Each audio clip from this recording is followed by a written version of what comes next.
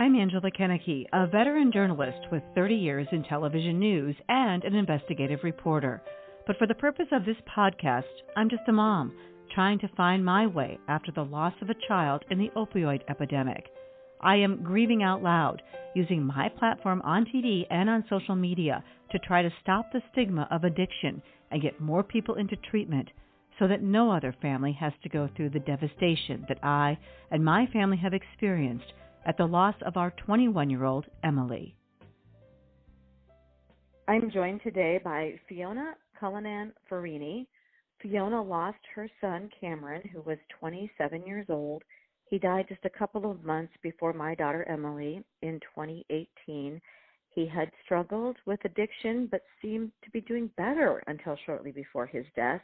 But what is most remarkable about Fiona's story is how she and the other grieving mothers in her state banded together to change a law and to draw attention to the overdose problem. So thank you so much, Fiona, for being here today. No, thank you, Angela, for letting us have a voice. Let's start off by talking about Cameron. Cameron was 27 years old. Tell me a little bit about him and his childhood and your role in all that. Sure. So Cameron's mom and I were very, very dear friends, and I actually met Cameron. I was the first person other than his parents to see him the day he was born. I went down to the hospital. He had been born prematurely, and he was just under 3 pounds, and he and I had a bond from that moment on. I think seeing him fighting in that moment, we had a bond. And so his family had relocated to Pennsylvania. We always stayed in touch. And when Cameron was 13, his dad died very suddenly. And when Cameron was 16, his mom, my friend Andrea, died very suddenly. Oh, he was really an orphan then, right? I mean, there's nobody. He had blood relatives in Pennsylvania, but not. He just felt very isolated, and he came to us. I still remember the conversation. He started. I went up there to the funeral and tried to figure out what he was going to do, and he wanted to finish high school there. And we said he was, could come back and move in with us, but at that point, that they're trying to make it in their own environment. And I remember clearly in 2007, he would call us every day, and in 2007. I got a text and he said, "Hey, I got something to ask you. It's not really a big deal." It was very Cameron. He goes, "Well, no, maybe it is." So I called him and he said, "Hey, do you guys think you could be my parents? I'm really afraid. I'm really afraid." And I didn't hesitate. I didn't discuss it with my husband. I said to him, "Of course." He knew that I was never going to take the place of his mom. We were never going to take the place of the parents he lost, but we could be the new family. And I walked out and I said to my husband, "We have another child." And that was it. That was in 2007. Wow. And from there, it was very, very difficult for Cameron. He had become addicted to oxycodone at age 14. At 14? How did 14? Why? How? He was given it for a knee injury. He was prescribed it for a knee injury. And I think, given his age, I think it rewired his brain. Yes, and it was sure. a beast that he fought and fought and fought. And it really, when I think about it, I think about how long the battle went on and how bravely Cameron fought that battle. He was never dishonest with us, ever. He would tell us when he relapsed. If you know anything about Pennsylvania, you know that the opioid epidemic really, really spiked there. So you think about a young person who's already an oxycodone addict living in that environment and the plenitude of drugs around. So, how this goes. They then turn to heroin when they can no longer afford. Right, because it's cheaper and easier to get them the Exactly. pills once they started pulling the pills. So let me ask you this: he had struggled with this, and I'm sure that had really impacted the entire family. His addiction struggle. Yes. But what's so heartbreaking about Cameron's story is that he had gone into recovery and seemed to be doing really well for a period of time. He did. He had been in Lancaster, then he had been in Florida. He would come to us then, and then he moved back with us in 2017, and he was determined to get healthy. His therapists say that he was the most engaged patient they had ever seen. So he put himself back in college here in New Haven. He had a full-time job as a chef at a local restaurant. He never missed a day of work. He never called out. They adored him. He was going to therapy 2 to 3 times a week. Never missed a therapy appointment. He involved all of us in his therapy, which was another sign of how open and how loving Cameron was and how deep the trust was with our family and Cameron. He seemed to be doing great. As a matter of fact, I had been in England 3 weeks before he died because my mom had passed away.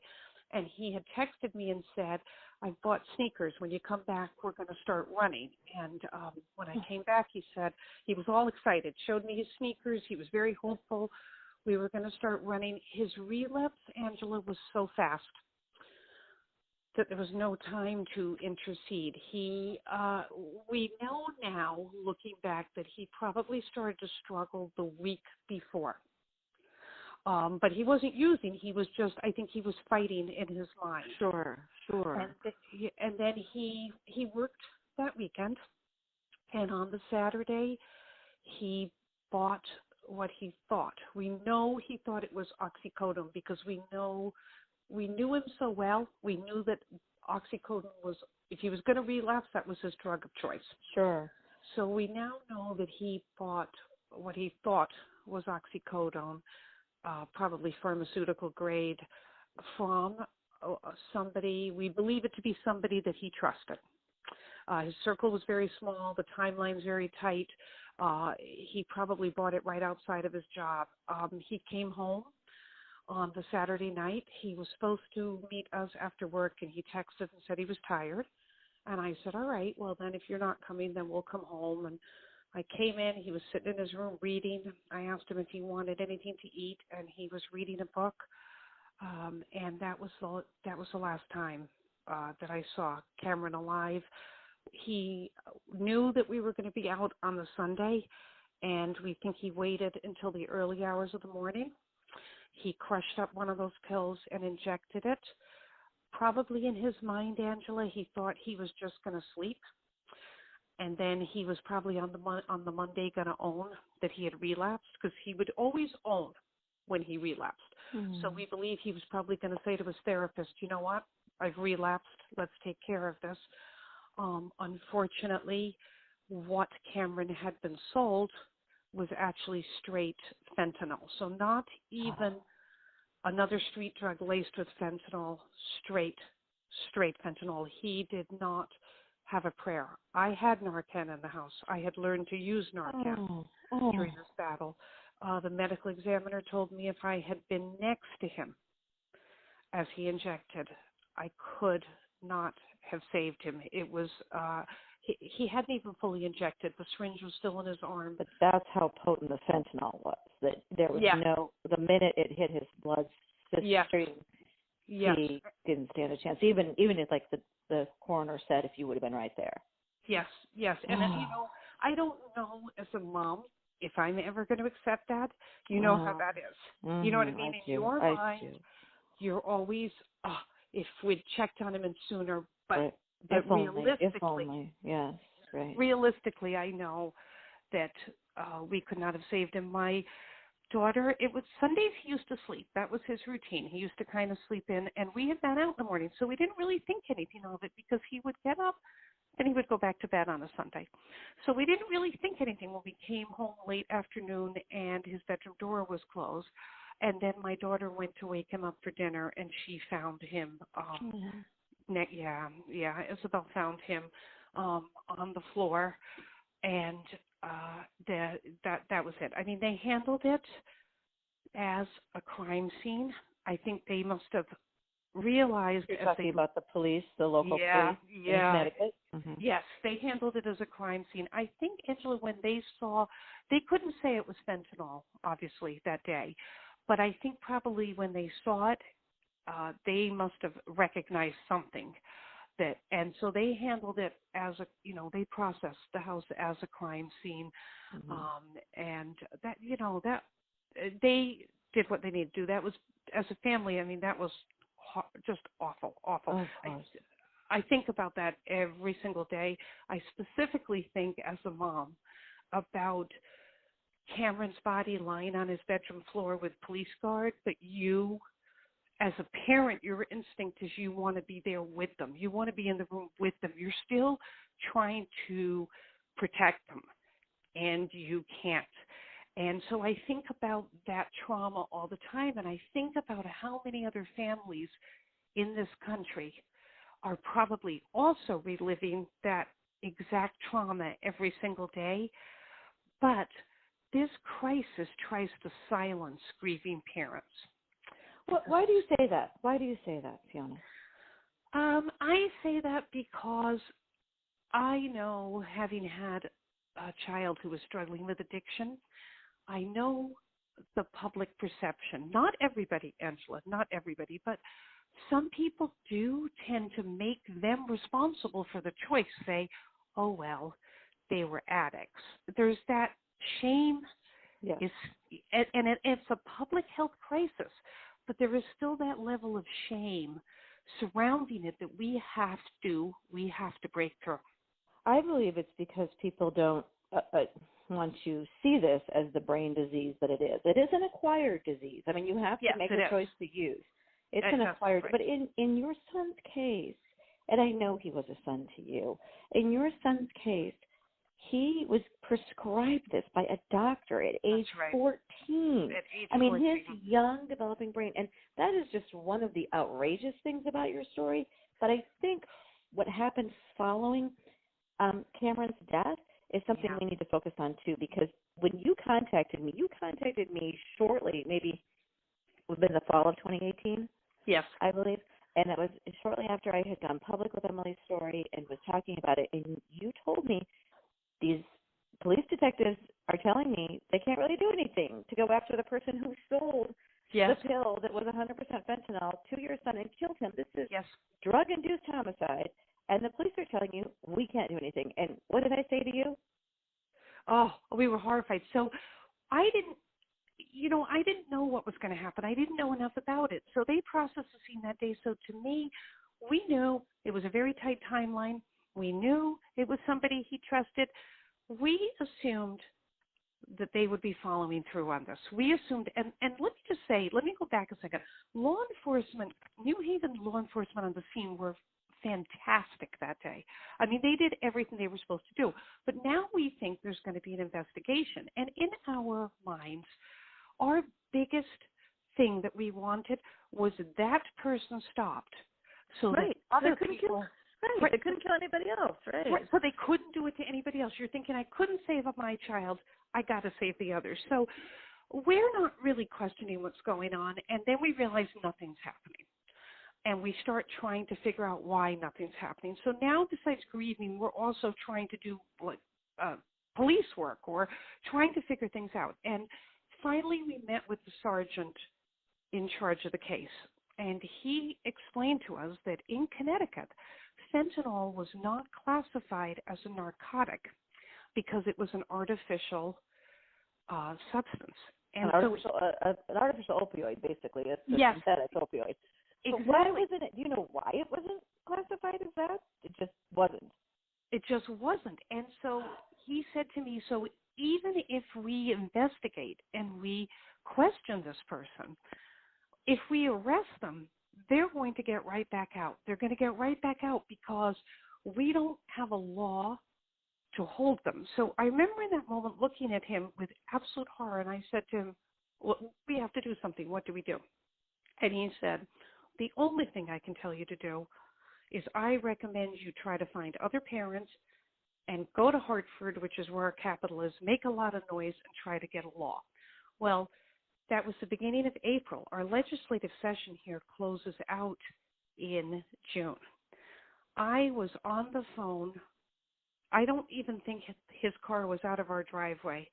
And I was on the phone trying to find other parents this had happened to. And I did find another mom whose son had died in 2018, also in New Haven, from a fentanyl overdose. And I found a dad whose son had died in Connecticut of a fentanyl overdose. We had never met each other physically. We met each other because of this. Mm-hmm. And I got a hold of legislators. We spoke to the sergeant on the Saturday. I was on the phone to legislators on the Monday. I found out that one of our state representatives, Demis Clarities, had penned a bill to try to get it reclassified, and it had died in the House. And so I got in touch with her office and said, can we get it back to the floor, please, this legislative session? She was great. Representative Kent Loria was great. So I and the other two parents then began going to Hartford. My children would go to Hartford. My husband would go to Hartford. We would carry Cameron's picture, and we would meet with the representatives and the senators and say, this is why we're here, and this is why you need to pass this bill. There was some fear, Angela, about overcriminalization, and I would quickly explain that by saying we're not asking for stricter penalties. We're asking for fentanyl to be treated the same as you would the sale of heroin or the sale of meth or the sale of cocaine. And that you could tell people thought about that for a minute.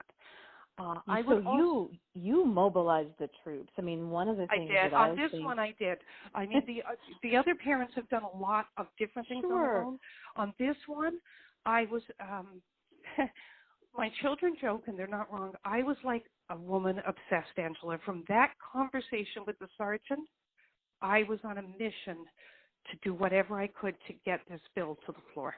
And I think there are no greater powerful catalysts for change than mothers, grieving mothers who are also pissed. So, we're sad and we're angry, and you found other people who had lost, one of the most important things in their lives to this, and banded together, and you are living proof, because you are living proof that is a catalyst for change, because tell me what happened next.